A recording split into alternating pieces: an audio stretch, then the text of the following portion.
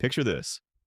You're walking through the marble corridors of Topkapi Palace in 1789, your footsteps echoing against walls that have witnessed centuries of imperial power. The air is thick with incense and fear as you follow a eunuch guard deeper into the palace complex, past chambers where sultans once held court over an empire spanning 3 continents. But you're not heading to the throne room or the famous imperial harem, where the sultan's wives and concubines lived in luxury. No, you're being led somewhere far more sinister, to chambers that most historians refuse to acknowledge existed. The guard stops before an innocuous wooden door, no different from dozens of others you've passed. But when it creaks open, the smell hits you first. A mixture of perfumed oils, human sweat, and something else you can't quite identify but that makes your stomach turn. Your eyes adjust to the dim light, and you see them. Dozens of young men, some barely past adolescence, chained to walls in poses that would make classical sculptors weep. Their beauty is undeniable, but their eyes hold a terror that no amount of silk clothing or golden ornaments can disguise. Welcome to the secret world of Sultan Abdul Hamid I's male harem, a twisted institution that existed in the shadows of Ottoman power for over 2 decades. What you're about to discover isn't just another tale of imperial excess. It's the story of how absolute power, when combined with sexual obsession and paranoid cruelty, can create a hell on earth disguised as paradise. Before diving into these forgotten stories of survival and suffering, if you enjoy learning about the hidden truths of history, consider hitting that like button and subscribing for more content like this. Please comment below to let me know where you're listening from. I find it incredible that we're exploring these ancient stories together from different parts of the world, connected across time and space by our shared curiosity about the past. The man who would become history's most twisted sultan wasn't born a monster. Abdul Hamid entered the world in 1725 as just another Ottoman prince, the son of Sultan Ahmed III, destined for a life of luxury but never expected to rule. In the Byzantine complexity of Ottoman succession, he was far down the line of potential heirs, which should have meant a comfortable but unremarkable existence in the palace's golden cage. But fate has a way of elevating the wrong people to ultimate power. When Abdul Hamid finally ascended to the throne in 1774 at the age of 49, he had spent decades watching, waiting, and developing appetites that would have horrified even his predecessors. The Ottoman court had always been a place of sexual intrigue and exotic pleasures, but Abdul Hamid brought something new to the throne: a systematic approach to cruelty that turned desire into torture and pleasure into punishment. The traditional Ottoman harem system was already controversial enough. Hundreds of women, captured or purchased from across the empire, lived in gilded captivity to serve the sultan's desires and produce potential heirs. But Abdul Hamid looked at this centuries-old institution and saw an opportunity for innovation. Why limit himself to women when the empire's vast territories could provide him with an entirely different kind of collection? The idea began innocently enough. If anything about imperial sexual slavery can be called innocent. During his early years as Sultan, Abdul Hamid noticed a young page in his service, a boy of perhaps 16 with the kind of ethereal beauty that seemed to glow from within. The boy's name was Mehmet, and he had been taken from a Christian family in the Balkans as part of the Devshirme system that supplied the Ottoman military and bureaucracy with fresh talent. But Abdul Hamid wasn't interested in Mehmet's administrative potential. Night after night, the Sultan found himself watching the young man as he performed his duties, noting the graceful way he moved, the delicate features that seemed almost feminine in their perfection. What started as admiration quickly became obsession, and obsession in the hands of absolute power becomes something far more dangerous. The first sign that something had gone wrong in the Sultan's mind came when he ordered Mehmet to be moved from the general servants' quarters to special chambers near his own private apartments. The boy was given fine clothes, jewelry, and his own retinue of servants. To outside observers, it might have looked like a promotion, a young man being elevated by imperial favor. But those who knew the Sultan understood that Mehmet had become something else entirely. The first acquisition in what would become a collection of human treasures. Abdul Hamid's treatment of Mehmet established the template for everything that would follow. The boy was no longer allowed to leave the palace complex or communicate with anyone outside the Sultan's inner circle. His days were structured around the Sultan's desires, his meals planned to maintain his physical beauty, his exercise regimen designed to preserve the lean strength that had first caught the imperial eye.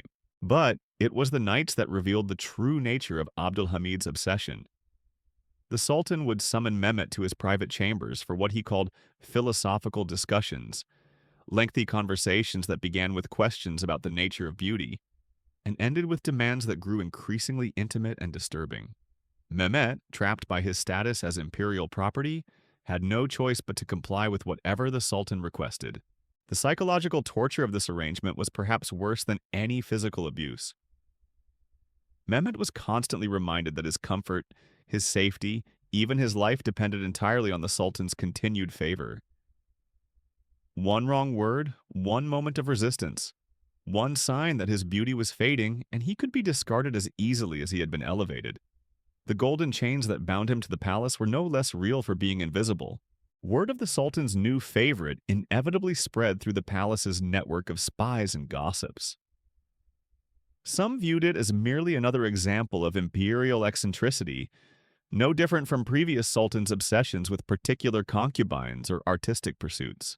But others recognized something more disturbing in Abdul Hamid's behavior, a systematic approach to possession that suggested this was only the beginning. They were right to be concerned.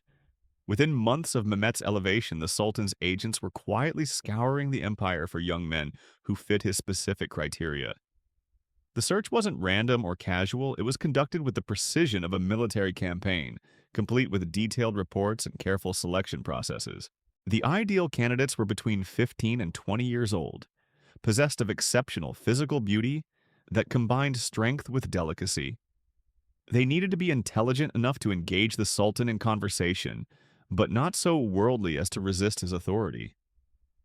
Most importantly, they had to be completely isolated from any support network that might challenge their captivity. Christians from the Balkans were particularly prized, partly for their often striking physical features and partly because their families' lower status in the Ottoman hierarchy made resistance impossible. Jewish boys from Salonika and Smyrna brought intellectual sophistication that the Sultan found stimulating. Young men from the Caucasus offered exotic beauty that seemed almost otherworldly to Ottoman sensibilities. But Abdul Hamid's collection wasn't limited by geography or religion. Agents operating throughout the empire identified potential acquisitions wherever they could be found, using a combination of purchase, coercion, and outright kidnapping to assemble what the Sultan privately called his Garden of Delights. The process of acquisition was itself a form of torture, designed to break the spirits of new arrivals before they even reached the palace.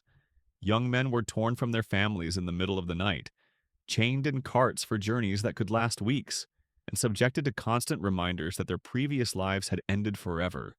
By the time they arrived at Topkapi Palace, most were already psychologically prepared for whatever fate awaited them. The palace complex where they found themselves was a maze of courtyards, gardens, and chambers that could easily house thousands of residents. But Abdul Hamid's male acquisitions weren't housed in the general servants' quarters, or even in accommodations similar to the traditional harem. Instead, the Sultan ordered the construction of special chambers designed specifically for his growing collection. These rooms, carved out of existing palace structures and connected by hidden passages, represented a masterpiece of perverted architecture. Each chamber was designed to be both luxurious and confining, beautiful and terrifying. The walls were covered in the finest silk and decorated with precious stones, but the windows were barred and the doors could only be opened from the outside. The furniture in each room was carefully selected to serve the Sultan's purposes. Divans and cushions provided comfort but were positioned to display their occupants to best advantage. Mirrors were placed at strategic angles to multiply the visual impact of beauty. Chains and restraints, crafted by the palace's finest metalworkers, were incorporated into the decor so seamlessly that visitors might mistake them for decorative elements. Most disturbing of all were the viewing chambers, hidden spaces from which the Sultan could observe his collection without being seen. These architectural innovations allowed Abdul Hamid to indulge his voyeuristic tendencies while maintaining the illusion of privacy for his captives. The young men never knew when they were being watched, creating a state of constant performance anxiety that added another layer to their psychological torment. The daily routine imposed on the male harem members was designed to maintain their physical beauty while breaking down their psychological resistance.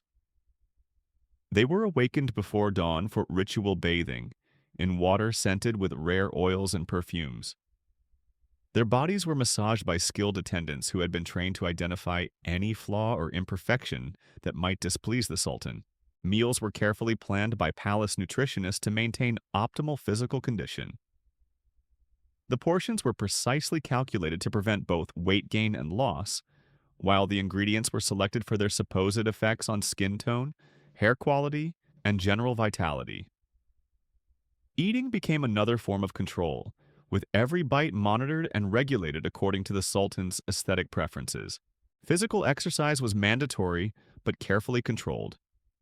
The young men were required to maintain their strength and flexibility through dance-like movements that emphasized grace over power. These sessions, conducted under the watchful eyes of eunuch supervisors, served multiple purposes: maintaining physical condition, providing entertainment for the Sultan when he chose to observe, and reinforcing the message that their bodies belonged entirely to imperial pleasure. Education continued as well, but it focused on subjects that would make them more entertaining companions for the Sultan.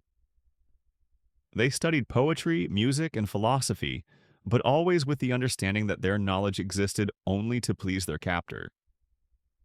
Languages were taught so they could converse on sophisticated topics, but foreign correspondence was forbidden. Art appreciation was encouraged, but only in service of understanding their role as living artworks in the Sultan's collection. The psychological manipulation embedded in this routine was breathtakingly sophisticated. By surrounding the young men with luxury while simultaneously restricting their freedom, Abdul Hamid created a state of cognitive dissonance that made resistance seem almost ungrateful. They were fed the finest foods while being starved of human connection. They were educated in the highest arts while being denied the most basic human dignity. But perhaps the most insidious aspect of their captivity was the way it pit them against each other. The Sultan made it clear that his favor was limited and must be earned through competition. Those who pleased him most received better accommodations, finer clothing, and more freedom within their golden cage. Those who disappointed him faced punishments that served as lessons for the others.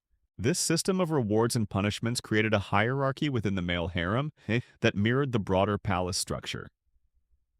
Senior members, those who had survived longest and learned to navigate the Sultan's moods most successfully, wielded considerable influence over newcomers. They could make the difference between a bearable existence and a living hell, but only by maintaining their own precarious positions in the Sultan's affections. The corruption of human relationships under these conditions was perhaps the most tragic aspect of the entire system. Young men who might have formed genuine friendships or found mutual support instead learned to view each other as competitors for a master's favor. Trust became dangerous, kindness was seen as weakness, and survival required the abandonment of basic human empathy. As word of Abdul Hamid's innovations spread through the Ottoman elite, reactions were mixed but telling.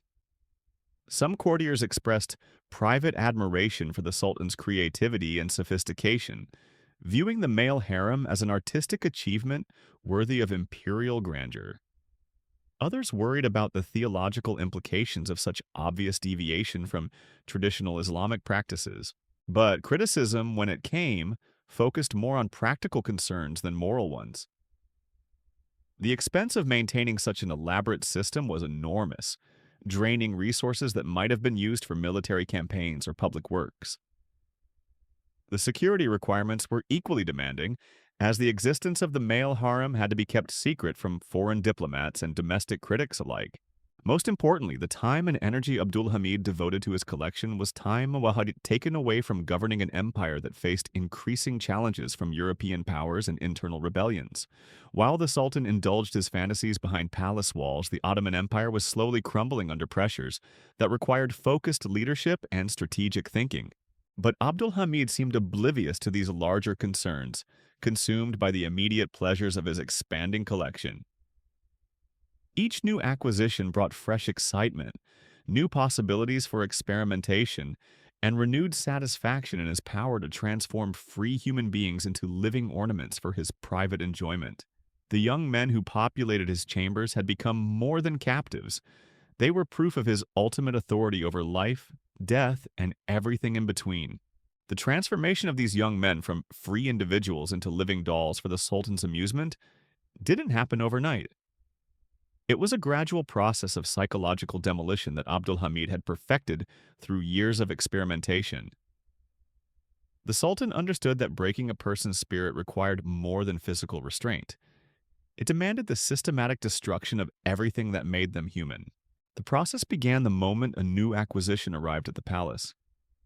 After the initial shock of capture and transport, the young men were brought to what Abdul Hamid called the preparation chambers, rooms designed to strip away their former identities like layers of old paint. Their clothes were burned in front of them, eliminating any physical connection to their previous lives. Their hair was cut and styled according to the Sultan's preferences, often in ways that emphasized their youth and vulnerability. But the most devastating part of this initial transformation was the renaming ceremony. Each young man was assigned a new identity, usually something that reflected Abdul Hamid's perception of their most appealing qualities. A boy with particularly expressive eyes might become Gozlu, the beautiful-eyed one. Another with graceful movements could be renamed Rax, the dancer. These weren't just new names, they were complete erasures of personal history, reducing complex human beings to their most superficial attributes. The psychological impact of losing one's name cannot be overstated. Names carry our sense of self, our family connections, our place in the world.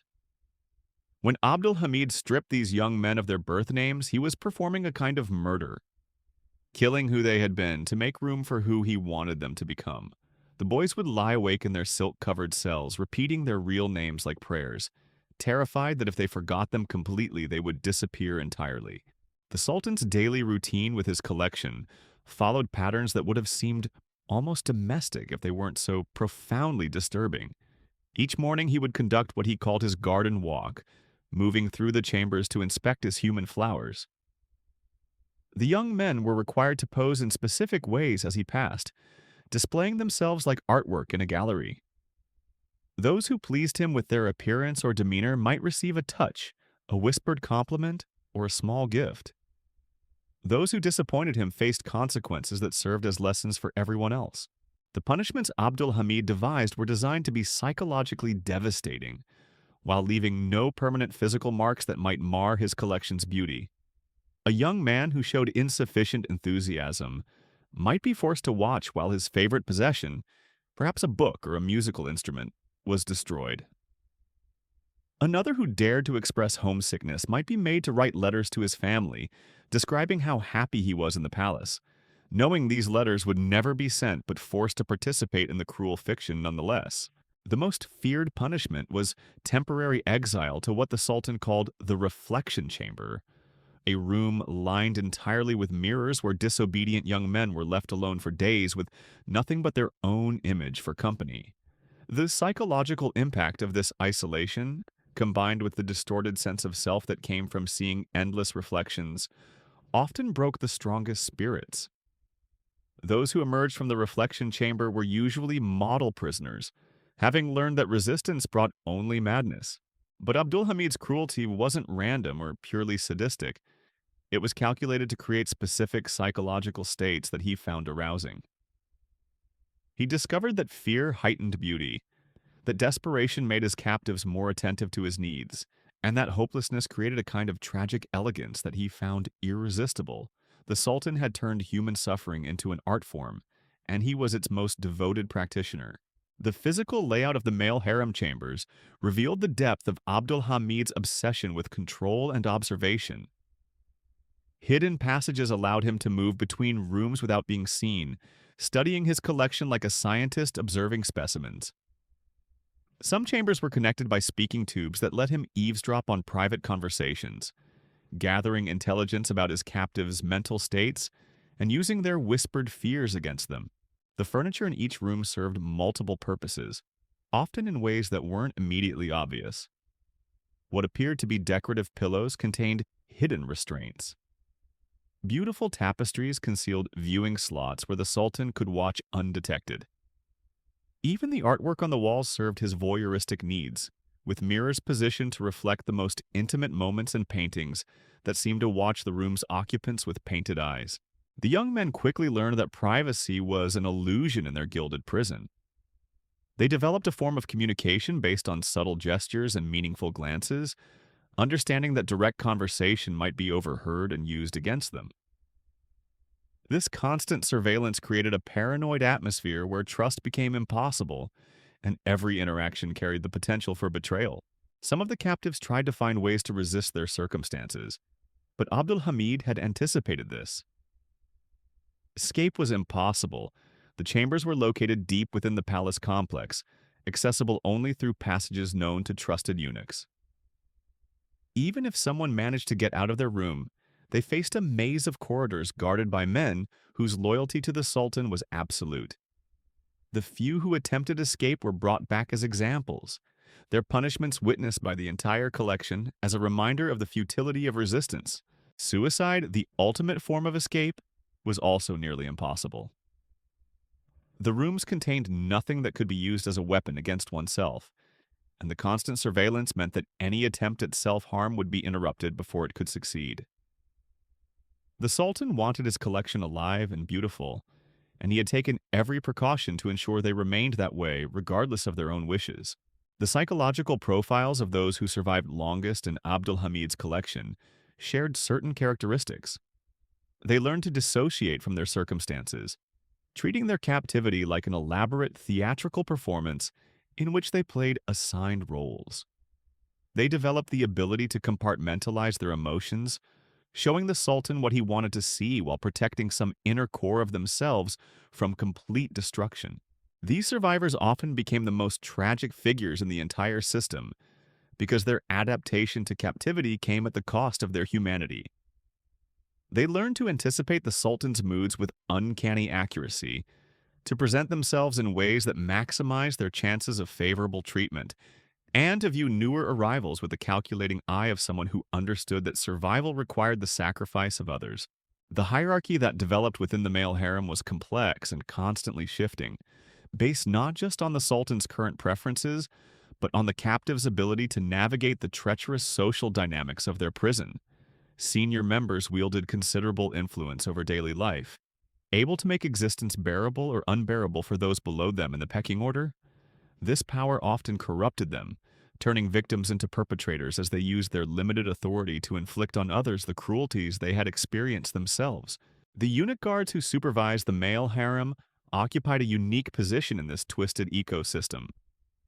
Most had been castrated as children and raised within the palace system, making them simultaneously insiders and outsiders to the world they policed. Their own experiences of violation and transformation created a complex relationship with the young men under their control. Sometimes sympathetic, sometimes cruelly indifferent, always ultimately loyal to the Sultan who controlled their fate as well. These guardians understood better than anyone the psychological mechanisms that kept the system functioning. They knew which captives were likely to attempt resistance and which had been broken beyond repair. They could identify the subtle signs of mental collapse that preceded suicide attempts and the equally subtle indicators of someone beginning to accept their circumstances. This knowledge made them invaluable to Abdul Hamid, but also complicit in perpetuating the horrors they supervised. The economic cost of maintaining the male harem was staggering, consuming resources that the Ottoman Empire could ill afford during a period of military and political crisis. The specialized architecture, the constant surveillance, the elaborate daily routines, the fine clothing and jewelry, the carefully planned meals, all of it required enormous expenditures that drained the imperial treasury. But Abdul Hamid seemed oblivious to these practical concerns, viewing the expenses justified by the pleasure his collection provided.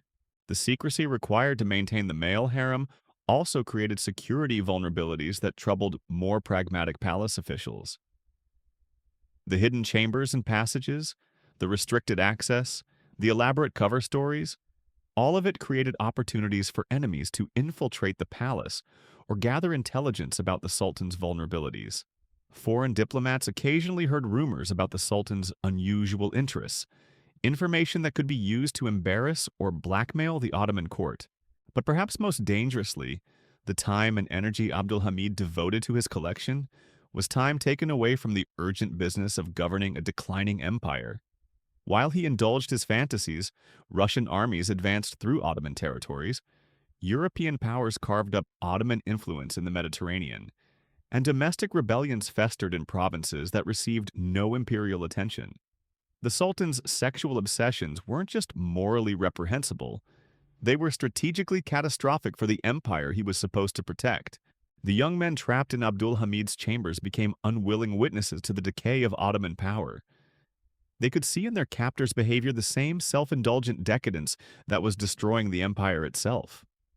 The Sultan, who claimed absolute authority over their bodies, couldn't even exercise basic self-control over his own desires.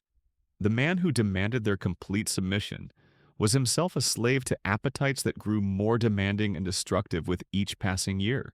As months turned into years, the psychological toll on the captives became increasingly visible despite their efforts to maintain the appearances their captor demanded. The constant stress of performance, the isolation from normal human relationships, the complete lack of agency over their own lives, all of it created forms of trauma that manifested in ways both subtle and profound. Some developed nervous tics that they tried desperately to hide. Others experienced episodes of dissociation where they seemed to disappear inside themselves, present in body but absent in spirit. The most heartbreaking cases were those young men who began to identify with their captor, developing a form of psychological dependency that made them protective of the very system that destroyed them. They would compete desperately for Abdul Hamid's attention, genuinely devastated when they fell from favor, and genuinely grateful when they received even the smallest kindness. This psychological Stockholm syndrome represented the ultimate victory of the Sultan's methods, the complete transformation of victims into willing participants in their own degradation. But even as Abdul Hamid's system achieved its twisted objectives, cracks were beginning to appear in the foundation of his carefully constructed world. The strain of maintaining such an elaborate deception was taking its toll on everyone involved, from the lowest servants to the highest palace officials. Rumors were spreading beyond the palace walls, carried by dismissed servants and disgruntled courtiers who had grown disgusted with their sultan's excesses. More ominously, some of the young men in the collection were beginning to form genuine bonds, despite the system's attempts to prevent solidarity. These relationships, built on shared suffering and mutual support, represented a form of resistance that Abdul Hamid hadn't anticipated. As these connections strengthened, they would eventually provide the foundation for something the Sultan feared more than anything else: organized opposition to his absolute authority over the lives he had claimed as his property. The first crack in Abdul Hamid's carefully constructed world appeared in the most unexpected way, through the arrival of a young man who refused to break. His name was Dmitri, a 17-year-old Greek from Crete whose capture had been particularly brutal. Ottoman raiders had burned his village during a tax collection that turned violent, and Dmitri had watched his family die trying to protect him before being dragged away in chains. Unlike the other acquisitions who arrived broken by their journey and terrified by their circumstances, Dmitri retained something that Abdul Hamid had never encountered in his collection: an unshakable sense of his own worth. The usual process of psychological demolition seemed to slide off him like water off marble. When they burned his clothes, he stood naked with dignity. When they cut his hair in the Sultan's preferred style, he met his reflection with steady eyes.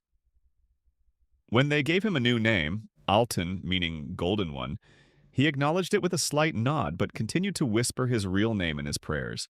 Abdul Hamid was immediately fascinated by this resistance. Here was a challenge unlike any he had faced before, a beautiful young man who seemed immune to the techniques that had broken dozens of others.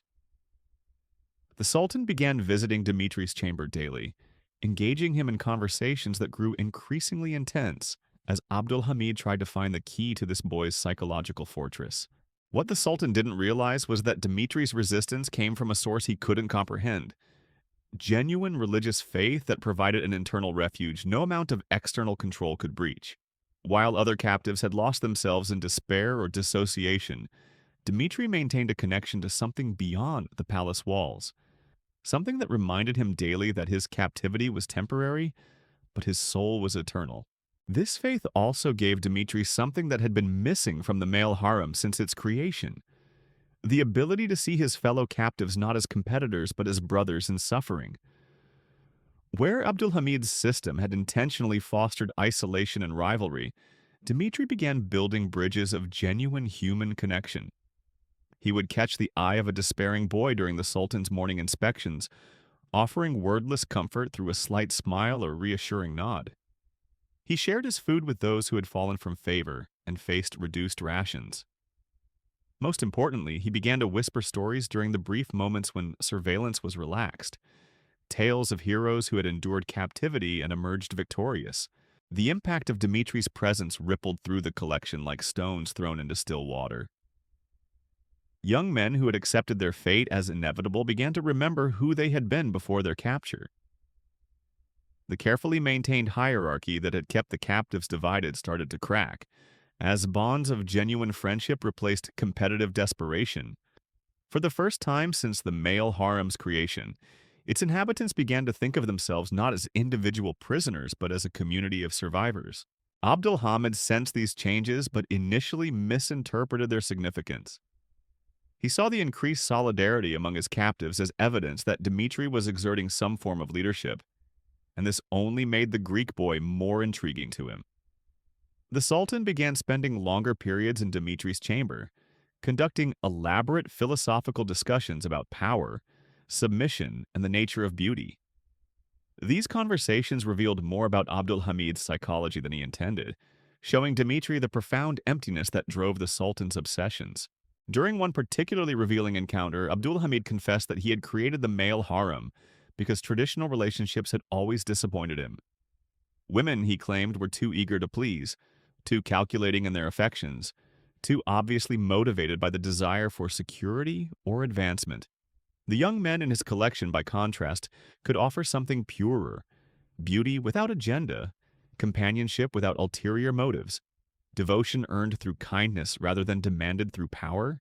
Dmitri listened to these rationalizations with growing understanding of his captor's self-deception.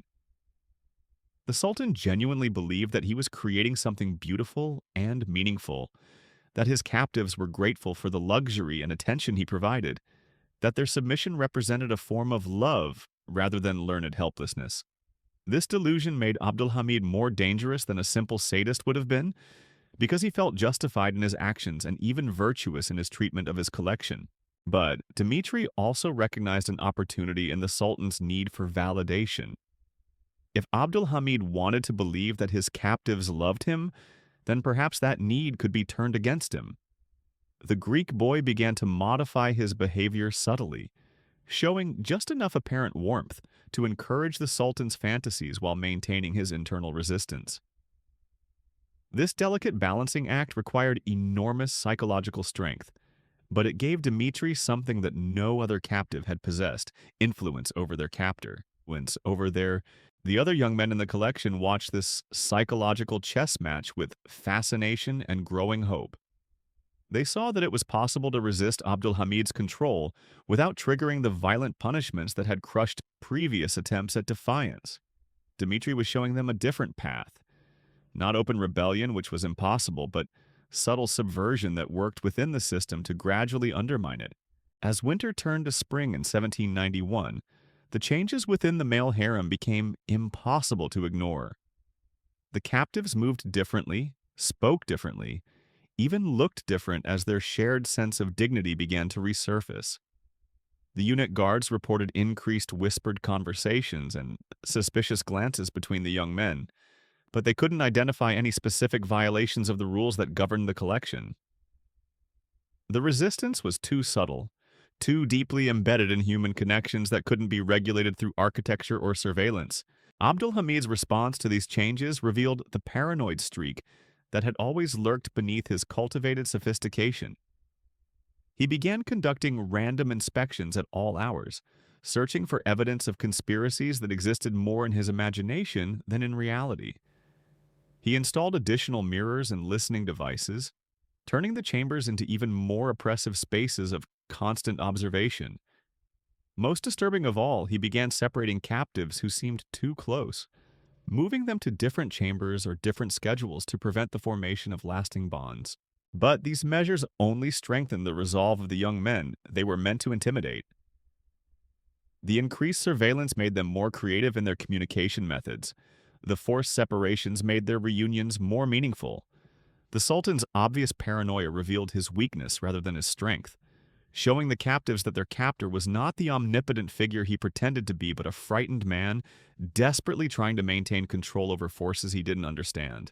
The breaking point came during the holy month of Ramadan, when even the palace observed some pretense of religious devotion. Abdul Hamid, perhaps feeling guilty about his obvious violations of Islamic law, decided to demonstrate his piety by allowing his collection to participate in evening prayers.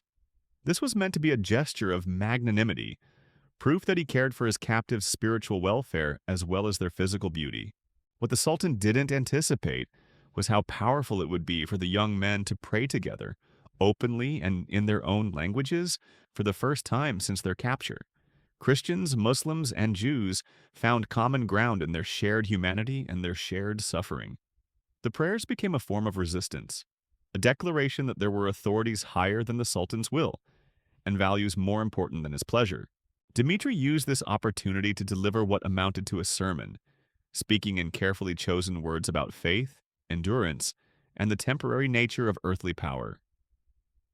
His message was nominally religious, impossible for the guards to object to without seeming impious themselves, but every captive understood its deeper meaning. They were not just objects in a collection, they were human beings with inherent dignity that no amount of abuse could destroy. The psychological impact of this gathering reverberated through the male harem for days. Young men who had barely spoken for months began engaging in quiet conversations about their families, their homes, their hopes for eventual freedom. The competitive atmosphere that had poisoned relationships between captives gave way to genuine mutual support and shared planning for an uncertain future. Abdul Hamid could feel his control slipping away like sand through his fingers. The young men still performed their assigned roles, still maintained their physical beauty, still submitted to his demands, but something fundamental had changed in their relationship to their captivity. They were no longer broken spirits grateful for his attention. They were enduring souls counting the days until their liberation. The Sultan's attempts to reassert his authority became increasingly desperate and revealing. He began making grand pronouncements about his generosity, reminding his captives constantly of the luxury he provided and the protection he offered from the harsh world beyond the palace walls. He spoke of their special status as members of his intimate circle, chosen for their exceptional qualities and destined for greatness within the imperial household. But these speeches only highlighted the hollow nature of his relationship with his collection. The young men listened with the practiced attention they had learned to display, but their eyes held none of the gratitude or devotion the Sultan so desperately sought. They had learned to see through his rationalizations to the essential truth of their situation. They were prisoners, not privileged companions, and no amount of silk and gold could change that fundamental reality. The eunuch guards, caught between their loyalty to the Sultan and their growing sympathy for the captives they supervised, began to show subtle signs of their own internal conflict. Some became more lenient in their enforcement of petty rules. Others started providing small comforts, an extra blanket on cold nights, a moment of privacy for prayers, news from the outside world that technically violated security protocols but satisfied the captives' desperate hunger for connection to their former lives. These small acts of kindness created cracks in the system's foundation that spread far beyond their immediate impact. If the guards could show mercy, if even the Sultan's most trusted servants retained some capacity for human compassion, then perhaps the entire structure of the male harem was less solid than it appeared. The captives began to test other boundaries, pushing gently against restrictions to see which ones were truly enforced and which ones existed more in their own fear than in external reality. As 1791 drew to a close, the male harem had become something Abdul Hamid never intended, a community of resistance hidden within an institution of oppression. The young men had learned to survive not just as individuals clinging to their sanity, but as a group supporting each other through shared struggle and mutual hope. They had discovered that even in the darkest circumstances, human dignity could endure and human connections could flourish. But they had also learned something more dangerous. Their captor was not invincible.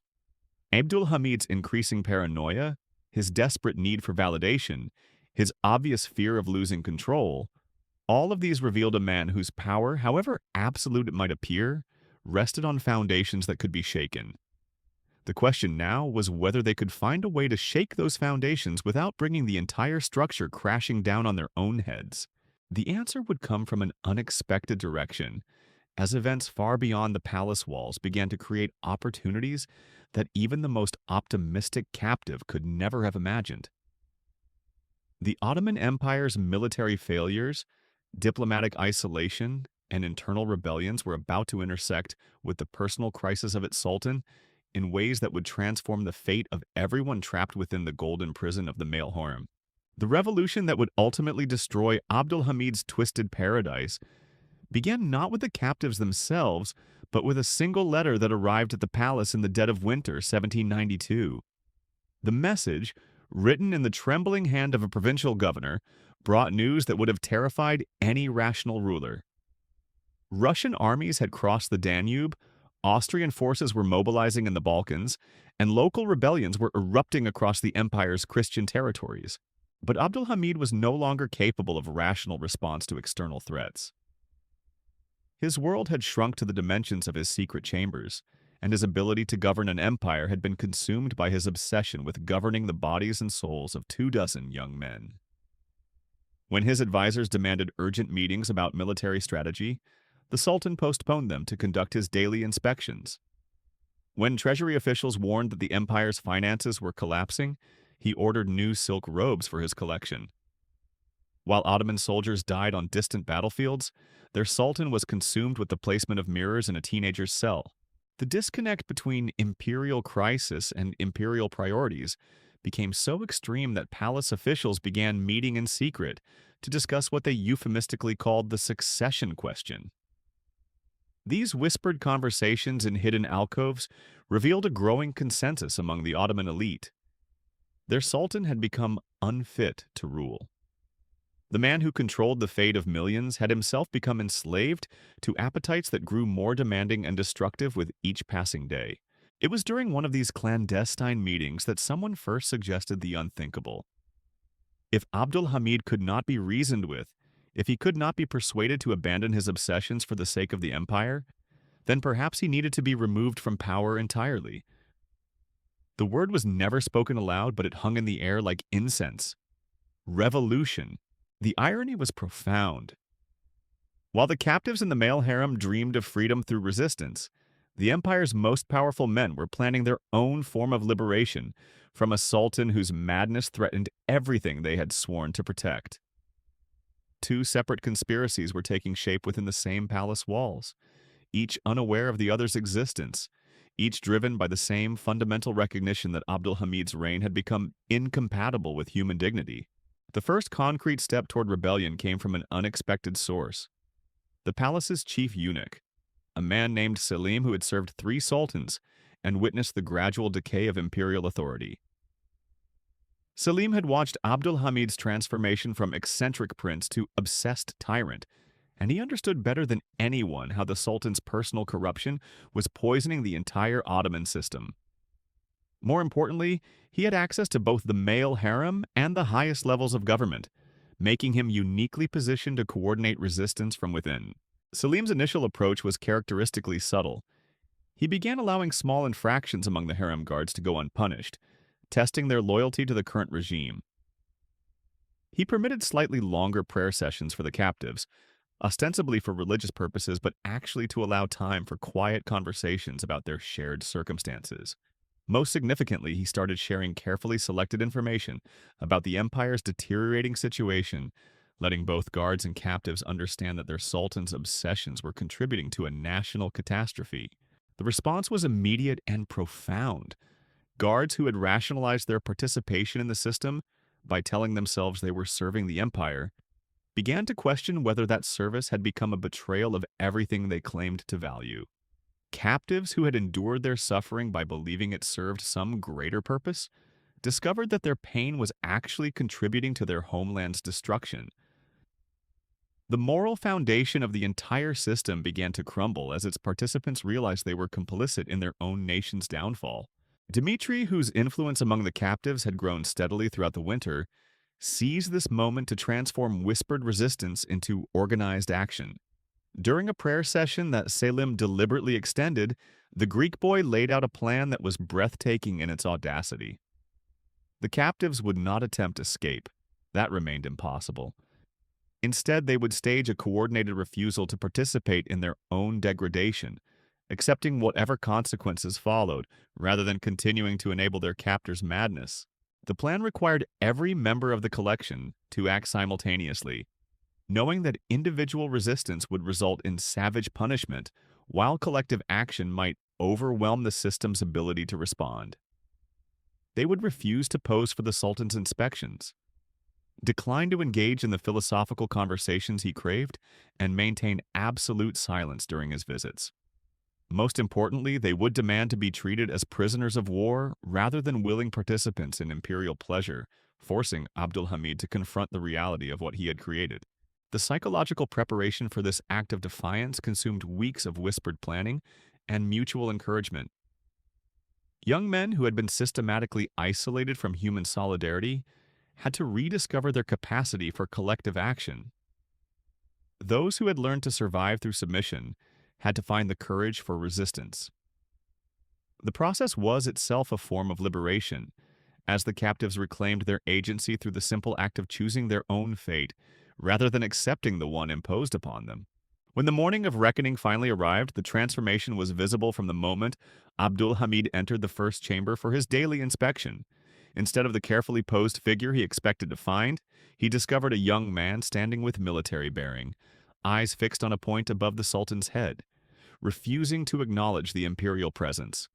The scene was repeated in chamber after chamber, as Abdul Hamid's tour became a journey through his own powerlessness. The Sultan's initial response was fury so intense that palace servants fled the corridors to avoid his wrath. He raged about ingratitude, threatened punishments that would make previous discipline seem gentle, and demanded explanations that none of his captives would provide. But as his anger exhausted itself against walls of silent resistance, something else began to emerge. Fear. For the first time since creating his collection, Abdul Hamid was forced to confront the possibility that his control was an illusion built on his victims' despair rather than his own authority. The standoff that followed stretched through days that felt like years. The Sultan refused to abandon his daily inspections, but they became exercises in futility as he wandered through chambers filled with living statues who acknowledged his presence only through their determined refusal to participate in his fantasies. The captives, meanwhile, drew strength from their shared resistance, discovering that dignity was something that could not be taken from them, but only surrendered voluntarily. But the revolution within the male harem was about to intersect with the larger revolution brewing throughout the palace. As news of the captives' rebellion spread through the network of servants and guards, it became a symbol of something larger, the possibility of resistance to absolute power. If 24 enslaved young men could defy the Sultan's will, perhaps the empire's most powerful officials could find the courage to do the same. The crisis reached its climax when military dispatches arrived, reporting the complete collapse of Ottoman forces on the Russian front. Entire armies had been destroyed, provincial capitals had fallen, and enemy forces were advancing toward the empire's heartland. The Ottoman Empire faced potential extinction, and its sultan was conducting a war of wills with his own captives, while the real war raged beyond his comprehension. It was then that Selim made his final move, entering Abdul Hamid's private chambers during one of the sultan's increasingly frantic visits to the male harem. The chief eunuch's message was simple and devastating. The empire's generals were demanding the sultan's immediate attention to military matters. The treasury was empty, enemy armies were approaching Constantinople itself, and the Ottoman dynasty faced extinction unless Abdul Hamid abandoned his obsessions and returned to the business of governing. The Sultan's response revealed the complete triumph of madness over reason. He accused Selim of conspiracy, claimed that the military reports were fabricated to distract him from his important work with the collection, and insisted that the empire's problems would resolve themselves once he had successfully broken his captives' resistance. The disconnect from reality was so complete that Selim realized negotiation was impossible. Abdul Hamid had passed beyond the reach of reason, into a world where his fantasies were more real than the empire crumbling around him. That night, as cannon fire from approaching enemy forces echoed across the Bosphorus, the palace revolution finally began. It was not the dramatic uprising of popular imagination, but the quiet efficiency of experienced administrators who understood that their empire's survival required immediate action. Guards loyal to Selim secured key positions throughout the palace complex. Documents were prepared declaring Abdul Hamid mentally unfit to rule. Messages were dispatched to military commanders announcing the transition of power to his nephew, Selim III. The male harem was liberated in the pre-dawn darkness by guards who entered the chambers with keys rather than weapons, their mission one of rescue rather than conquest. The young men who had endured years of captivity emerged blinking into corridors, filled with the sounds of a palace in transition. Running footsteps, urgent conversations, the opening of doors that had remained locked for far too long. Their resistance had not directly caused the revolution, but it had provided a moral catalyst that made action necessary and possible. Abdul Hamid himself was found in his private chambers, still dressed in the elaborate robes he wore for his daily inspections, surrounded by portraits of his collection and muttering about the ingratitude of those he had elevated to such exalted positions. He offered no resistance as guards escorted him to apartments that would serve as his prison for the remainder of his life. His last recorded words as Sultan were a request to visit his collection one final time, a request that was gently but firmly denied. The liberation of the captives revealed the full extent of the psychological and physical damage that Abdul Hamid's system had inflicted. Some of the young men were so traumatized by their experiences that they could barely function outside the controlled environment of their chambers. Others had developed such sophisticated survival mechanisms that they struggled to trust the reality of their freedom. All of them carried scars, visible and invisible, that would mark them for the rest of their lives. But liberation also revealed something remarkable: the human spirit's capacity for recovery, even after the most systematic attempts at destruction. Dmitri, whose resistance had sparked the final rebellion, emerged as a natural leader among the survivors, helping to organize their transition back to the world beyond the palace walls. His faith, which had sustained him through the darkest moments of captivity, now became a source of hope for others struggling to rebuild their shattered sense of self. The Ottoman Empire survived the crisis that had nearly destroyed it, though it would never again achieve the power and glory of its earlier centuries. The military disasters that had provided the immediate catalyst for revolution were eventually contained, but at enormous cost in territory, prestige, and human life. The empire's decline continued inexorably, hastened by years of neglect, while its sultan pursued his private obsessions at the expense of public duty. As for the survivors of the male harem, their fates varied widely. Some returned to their homelands to find families that had mourned them as dead, and communities that struggled to understand what they had endured. Others chose to remain in Constantinople, finding new lives in the Ottoman capital that had once been their prison. A few joined religious orders, seeking spiritual healing from trauma that secular medicine could not address, but all of them carried forward the memory of their resistance, the knowledge that even in the most desperate circumstances, human dignity could endure, and human solidarity could triumph over systematic oppression. Their story became part of the hidden history of Ottoman decline, a reminder that empires fall not just through military defeat or economic collapse, but through the moral corruption of those entrusted with power. The chambers that had housed Abdul Hamid's collection were sealed and forgotten, their hidden passages gradually discovered by later generations, who found it difficult to believe that such horrors had existed within the walls of imperial grandeur. But the lessons of their existence echo across centuries. That absolute power corrupts absolutely, that systematic dehumanization destroys both victim and perpetrator, and that the human capacity for both cruelty and resistance knows no bounds. In the end, the Mad Sultan's male harem stands as a testament to the darkest possibilities of unchecked authority and the brightest possibilities of human resilience. The young men who suffered within those walls achieved something their captor never could. They maintained their humanity in the face of systematic attempts to destroy it, and in doing so, they helped bring down the very system that had tried to break them.